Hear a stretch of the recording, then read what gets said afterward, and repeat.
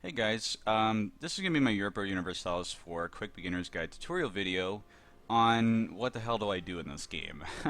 And I actually had a special request on this video, and I have to admit, before I even got the request, I've tried to make this video several times, and the reason why I haven't posted it yet is because there are a lot of mechanics in this game, especially with the latest DLCs, which I highly recommend getting.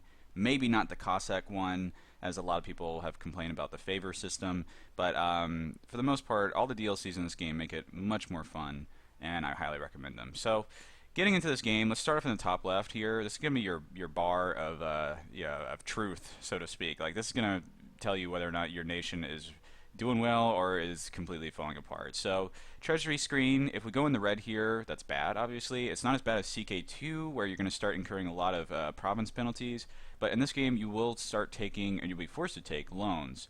And it's not so bad, and usually more experienced players can manipulate the loan system to be able to get the money they need to hire a lot of mercenaries for a war they absolutely have to win in the crucial early game. But for newer players, I would normally say try your best not to incur a lot of loans. And manpower, not super important actually. You can increase your manpower pool, manpower pool by increasing or developing your provinces with the military power for the manpower bonus, or if you have the ability to build province improvements, I would go ahead and start building barracks and training fields to further increase your manpower pool if you want to play more tall. So again, don't worry about this too much unless it starts getting close to zero, in which case your armies here won't be replenishing the casualties they incur on battles. But moving on, we have sailors. Not super important actually. Just this can be improved by the amount of dock improvements and whatnot you have. But this is really just to sort of stop small nations from spamming a bazillion boats within a small period of time.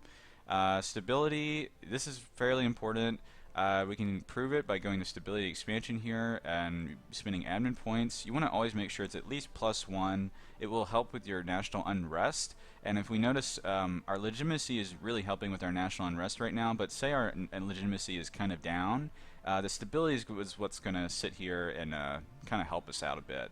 Now, rebels in this game, do not underestimate the rebels, okay, guys? Like, don't be like, oh, well, it's not a big deal, it'll be fine. Because when you get that peasants' war, it's going to be bad, okay? It's just going to be bad. And it just, like, believe it or not, it used to be worse in this game. Like, it used to be, I piss off someone in Madrid, like right here, and then like 300,000 rebels show up in my colonies for some reason, and it's really bad. Okay, so thankfully that's not the case anymore. Keep the stability high. Maybe don't spend your admin points to go beyond +1 because you will get a +50 cost to each increase. There are events that increase your stability as well as decrease it. So what I normally do is go for +1, +2, and then when I get that event for like a +1, I may even bump it up to a +2, so I immediately go to +3. Corruption, very negligible. Hopefully they do something more with this little mechanic. You can lower it by just spending money and rooting out the corruption. Not a big deal. You're going to get events that incur corruption, so you just have to learn to live with it. Another thing that increases corruption, which I'll get into later, is the way tech works. So essentially, if you have a very unbalanced tech, you will start incurring the corruption.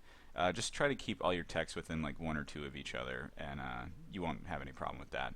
Now we have prestige, legitimacy, and power projection. I'm going to talk about all 3 of these at the same time. If you notice that they all give you a passive bonus for having a higher percentage of each one of these stats, I would say. And you don't have to worry about this too much, except for maybe legitimacy. You don't want to let this get too low, otherwise you might end up turning into a republic. And prestige you can get fairly easily from wars and whatnot, and power projection is directly affected by your interaction with rivals. So let's talk about rivals really quickly. You set your rivals by, doing exactly what I'm doing, and I would generally try to pick rivals that make, logic sense to expand into. Obviously France doesn't hate me, so maybe I want to be their friend, so I'm going to rival England, which will increase my relationship with France.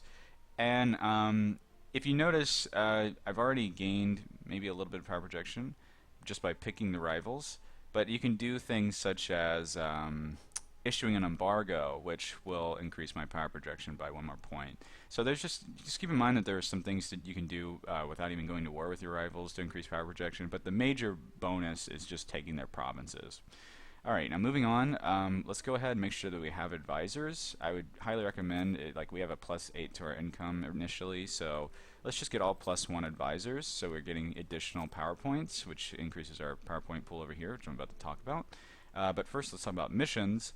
We have improve our prestige. This is some generic missions in the first two. I generally go with the improve our prestige because you get that +100 to admin power, and prestige isn't that hard to get in the early game. But some countries do have historic missions, and pay close attention to that because they do give you a lot of benefit. Like this will give me free claims all over Granada, and I haven't even basically started the game yet, so that's really great. After all is said and done, I guess I should talk about the tech. So this is a little bit complicated, and someone had a specific question on this, so let's go ahead and talk about how this works. So we also need to talk about institutions first before anything. So essentially the way institutions work, and if you're watching an outdated video on the way tech works, this is the up-to-date version as the making of this video. Now, these institutions will pop up in a province, and generally they happen in Europe, although they can happen anywhere in the world, much to the chagrin of some of the people who play this game.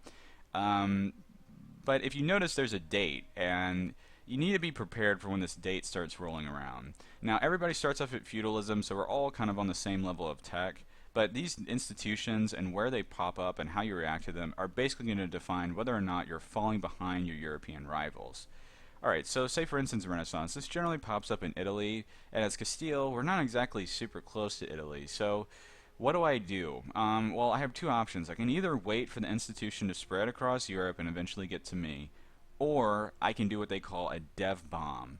Now, what a dev bomb is you need to find a province, generally, hopefully something that's either grasslands or farmlands. I don't think there's any farmlands in Castile, so I would generally pick maybe like a grasslands province because it doesn't cost any additional points to improve a grasslands province. Farmlands will actually give you a bonus on the cost. So what I do is I save up maybe like 800, 700, 900 points when the institution is about to drop, and then you just throw all your points into developing a singular province, and you just dedicate your points to trying to boost that province up as much as possible, because once you get to a certain point, it will actually tell you right here the amount that it's close to gaining that institution. So you can actually, even though it props up in Italy, if you dedicate enough points, you can get this tech or institution spreading in your country immediately. Now, this may not be as useful if, say, it propped up in Aragon, but say you're over here in Karakunliu and you want that tech immediately. Well, it may be worth finding a province and dev bombing it. So let's say, for instance, it pops up in Castile, and I have all these points, so I have them saved up. What should I do? Well, my next priority would definitely be to just spend it on techs when you're not having to worry about an institution dev bomb.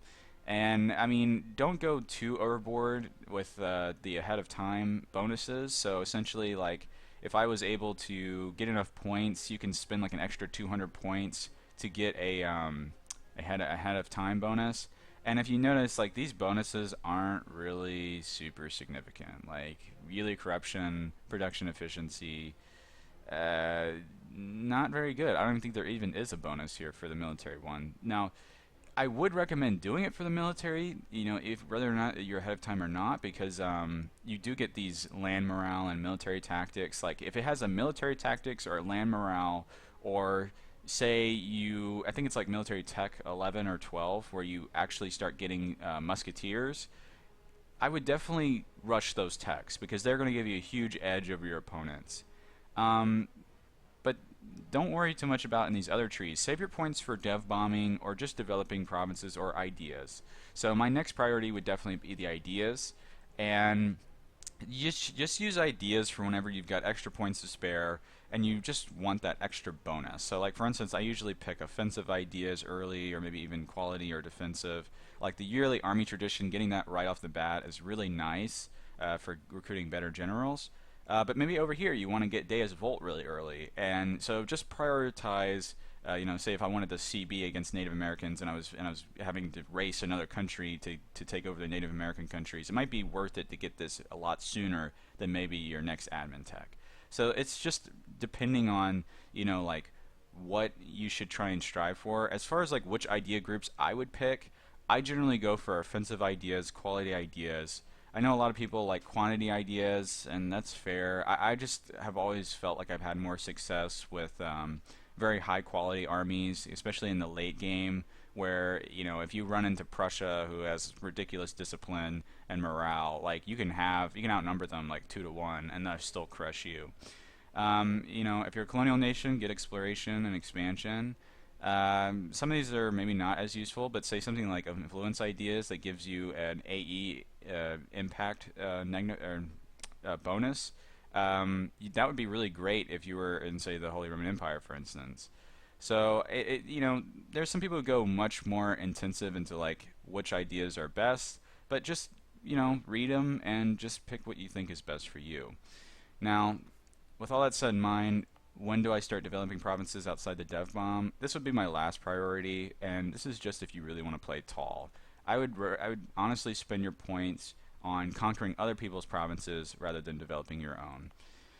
Okay, with all that out of the way, I think that covers most of the administrative mechanics. Let's talk very quickly about the way battle mechanics work.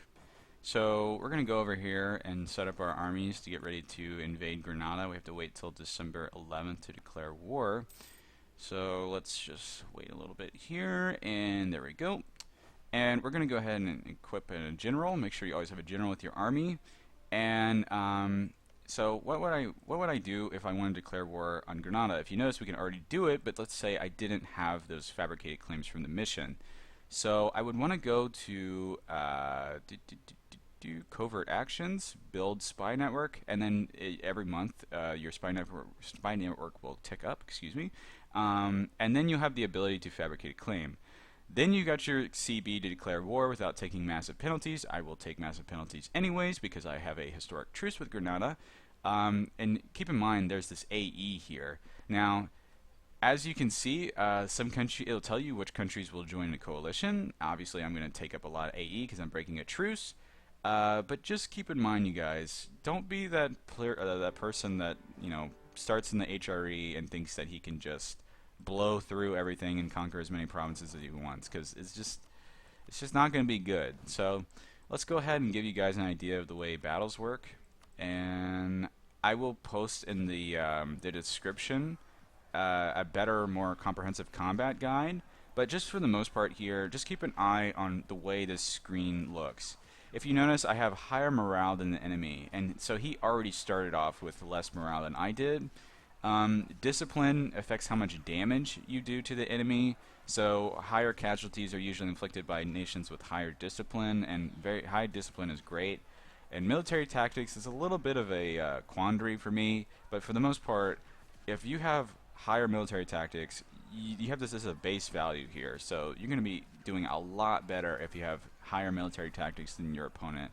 This is essentially what's going to allow you to just steamroll the Native Americans in the mid-game. If you notice, the general bonuses here, it's all based on dice rolls, so there is a lot of RNG elements, but like your technological advances and ideas and all that, they play a significant factor.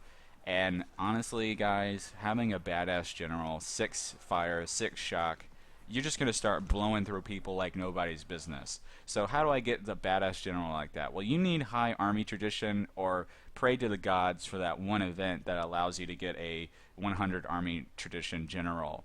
But, we can't rely on the event all the time, so we need to start boosting your army tradition as much as possible. We notice we have this decay here. Now, some national ideas will counteract the decay, cough, cough, Prussia, but we're not Prussia, so we need to figure out a way to stop that. So, like, the yearly army tradition bonus here really helps a lot. I think there's even a bonus over here. No, actually, no, there isn't. No. Okay, so your major bonus is going to be in this defensive ideas tree, and you also get some bonuses here with the like the land leader shock and land leader fire, and discipline. So I generally try maybe in the later game pick up at least the first idea in defensive just to get that yearly army tradition bonus. Because in the later game, you're going to start running into some really powerful generals, and you want to have a powerful general of your own. Now, just doing regular battles and sieging and whatnot will increase your yearly army tradition as well, but it will start to decay. So, with all that said in mind, let's just go ahead and blow through Granada here, and let's just talk about the boats really quickly. For the most part, in my experience, the boats are very, very simple. Just have more heavy ships than the enemy. I know galleys are supposed to work better in the inland seas, but I've tried fighting other opponents before with mostly galleys, and if they start running in with heavy ships, I just start getting destroyed. So if your economy can support it, just go ahead and make sure that you spam those heavy boats. And you can upgrade them if you look at these tabs here in port, so don't feel like you have to keep remaking the boats every single time, which, by the way, didn't used to be that way, which is super annoying. And if you notice, we didn't actually crush the enemy here. And let's just go ahead and kill them. Get rid of the Grenadans. Alright, now they're completely wiped. And for the last part of this video, I'm just going to talk very briefly on the way sieging works, because this is, again, a new mechanic, so some guides may be outdated out there. Now, if we look here, we're sieging a fort, and it's going to take a while. Negative 50% chance, or negative percent chance right now to actually take this province. So every time this little bar starts going up, if you notice, we just like let some time pass, and you'll see the green bar filling up a little bit. Once it reaches maximum, there's going to be a dice roll here. Now, I have a -3 due to the fort level, so I have to roll higher than a 3 currently to be able to have any sort of progress on each siege phase. Now, as time goes on, if you notice, like, this will start rising, so things will start running in your favor. But I'm actually blockading the province right now, so otherwise I would actually have a -2 here, so I'd have to roll higher than a 5. So once I finally siege this thing down, I'll get to the point where I'll start getting into the positive percentage chance, and then it's just a, you know, every time the bar fills up, that's amount of the percentage chance of you getting that province. But once I get that this fort down, these adjacent tiles right here that don't have forts, I can siege these down in no time at all. So forts also restrict movement. So for instance, if I wanted to go through this fort, I can't go beyond the adjacent tiles, so Cáceres and Cuenca. If I wanted to go into Madrid, I can't. Like I'm only restricted to this level of movement. So I mean, once you're done, like just keep in mind like war exhaustion and whatnot. This will affect your diplomacy screen, and then you can start taking whatever you want. And there's other additions here, and this is where you can start increasing that power projection. But that pretty much concludes this video, and I apologize for it going a little bit longer than usual. I will have some decent guides in the description, and if you guys have any more videos you'd like to see or more in-depth tutorials or whatnot, just let me know. EU4 is a very complex game. I didn't even go into like vassal states and colonialization and even like some of the trade companies and whatnot. Like there's a lot of stuff here. I didn't even, you know, like even the trade companies. I even touched the trade mechanics. But I'll leave that all for a different time or a different video. Just like, comment, subscribe, that whole spiel, and I hope this video helps some people out. Thank you.